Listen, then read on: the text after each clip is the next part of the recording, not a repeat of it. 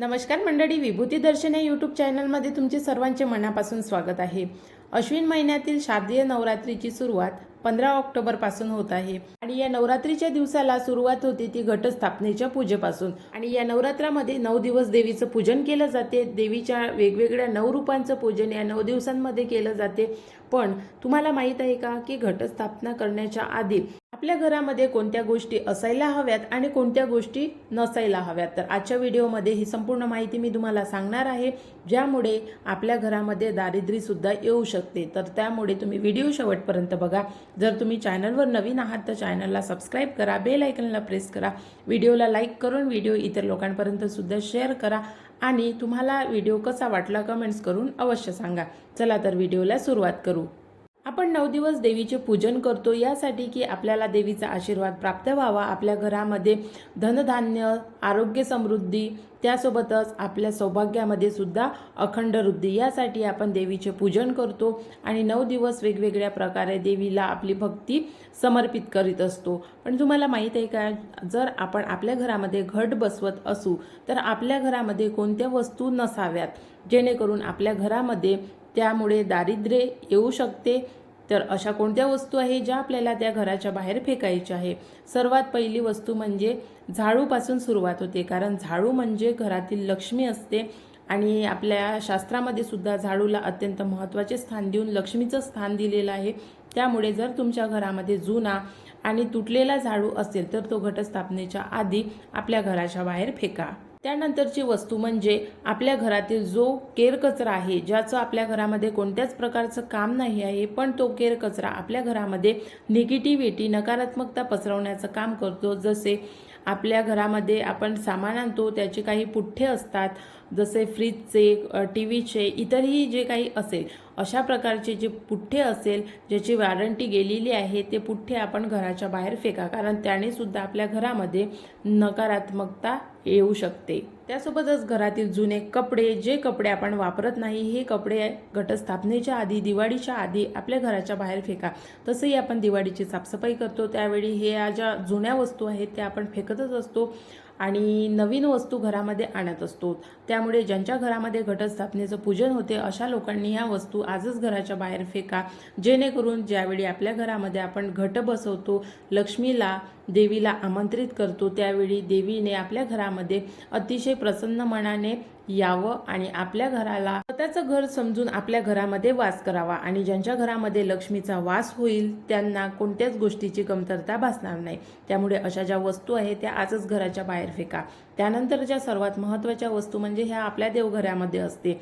आपण लक्ष्मीला प्रसन्न करण्यासाठी वेगवेगळ्या प्रकारची साहित्य घरामध्ये आणत असतो, जसे कवड्या आणतो, कमलगट्टे आणतो, आपल्या घरामध्ये आपण श्रीयंत्र सुद्धा आणतो। तर हे जे साहित्य आहे हे आपण लक्ष्मीसाठी किंवा मग लक्ष्मीला प्राप्त करण्यासाठी हे साहित्य आणत असतो। पण जर हे साहित्य तुटलेलं असेल, फुटलेलं असेल किंवा त्याला कीड लागलेली असेल तर ते साहित्य तुम्ही आजच घराच्या बाहेर फेका।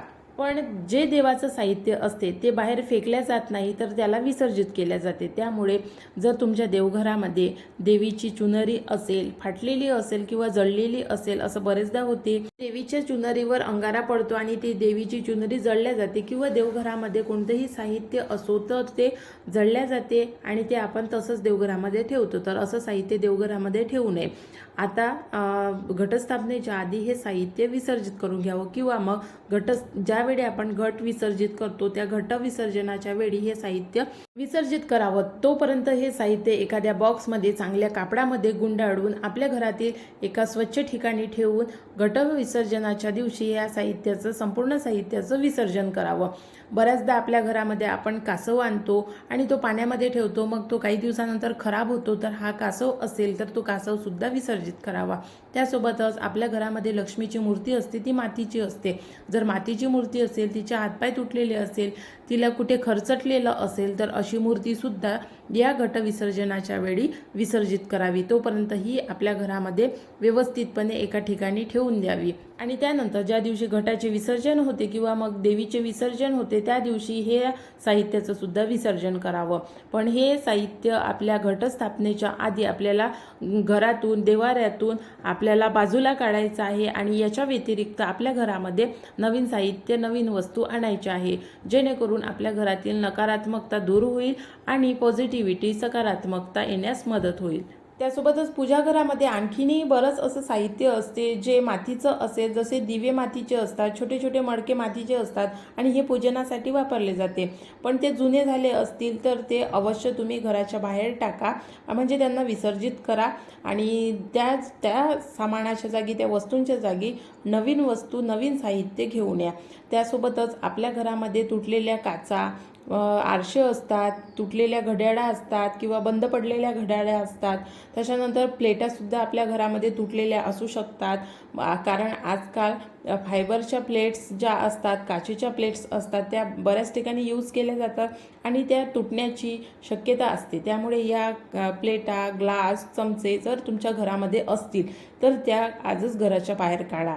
त्यासोबतच महिलांचं सुद्धा काही साहित्य असते, घरातील इतर लोकांचं सुद्धा काही साहित्य असते, पण महिलांचं जे शृंगाराचं साहित्य असते, जसे ज्यामध्ये बांगड्या ह्या तुटलेल्या असेल किंवा जुन्या झालेल्या असेल, ज्याचा वापर तुम्ही करत नसाल तर त्यासुद्धा आजच तुम्ही घराच्या बाहेर टाका। त्यासोबतच घरातील जुन्या चपला, जुने कपडे, जुने इतर कोणत्याही वस्तू ज्या तुटलेल्या असतील त्यासुद्धा तुम्ही घटस्थापनेच्या आधी आपल्या घराच्या बाहेर नक्की काढा। या व्यतिरिक्त ज्या वस्तूंची तुम्हाला गरज आहे अशा वस्तू तुम्ही घटस्थापनेच्या आधी आपल्या घरामध्ये घेऊन या। घटस्थापनेच्या आधी तुम्ही घरामध्ये नवीन कवड्या आणा, देवीला प्रसन्न करण्यासाठी श्रीयंत्र आणा, देवीच्या ज्या आवडीच्या वस्तू आहे कमलगट्टे हे सुद्धा तुम्ही घटस्थापनेच्या आधी आपल्या घरामध्ये आणू शकता, जेणेकरून या साहित्यामुळे लक्ष्मी प्रसन्न होते। कारण हे ज्या सर्व साहित्य या ज्या वस्तू आहेत ते देवीच्या लक्ष्मीच्या अतिशय प्रिय आहे। त्यामुळे जर तुमच्या घरामध्ये या वस्तू असतील तर देवीसुद्धा प्रसन्न होईल आणि तुमच्या घरामध्ये वास करेल। म्हणून ज्या घरामध्ये घटस्थापना केली जाते, देवीचे पूजन केले जाते किंवा अखंड ज्योत जरी तुम्ही लावत असाल तर तुमच्या घरामध्ये जर असं कोणतं साहित्य असेल तर ते आजच तुमच्या घराच्या बाहेर काढा, जेणेकरून तुमच्या घरातील जे नकारात्मकता आहे ते सुद्धा बाहेर जाईल आणि ज्या नवीन वस्तू तुम्ही घरामध्ये आणल्या त्या वस्तूंचं विधिवत पूजन करून त्या घटासोबतच आपल्या घरामध्ये स्थापित करा, जेणेकरून तुमच्या घरामध्ये आणि तुमच्यावर देवीचा आशीर्वाद राहील, माता लक्ष्मीचा आशीर्वाद राहील। तर ह्याच त्या वस्तू आहेत ज्या आपल्याला घटस्थापनेच्या पूर्वी नवरात्राच्या पूर्वी आपल्याला घराच्या बाहेर काढायच्या आहे। तर आशा करते तुम्हाला व्हिडिओ आवडला असेल। जर तुम्हाला व्हिडिओ आवडला असेल तर कमेंट्स करून नक्की सांगा आणि व्हिडिओला लाईक करायला अजिबात विसरू नका। त्यासोबतच व्हिडिओ जास्तीत जास्त लोकांपर्यंत शेअर करा। जर तुम्ही आतापर्यंत आपल्या चॅनलवरचे नवरात्रीचे व्हिडिओ बघितले नसेल तर ते सुद्धा व्हिडिओ बघा। 14 तारखेला सर्वपित्री अमावस्या आहे। या सर्वपित्री अमावस्येला आपल्या पितरांचे पूजन कसे करावे, त्यासोबतच आपल्या पितरांच्या दोषापासून मुक्ती मिळवण्यासाठी कोणते उपाय करावे, जर तुम्ही अजूनपर्यंत तो व्हिडिओ बघितला नसेल तर 14 तारखेच्या आधी तो व्हिडिओ नक्की बघा। आणि आजचा व्हिडिओ बघितल्याबद्दल खूप खूप धन्यवाद।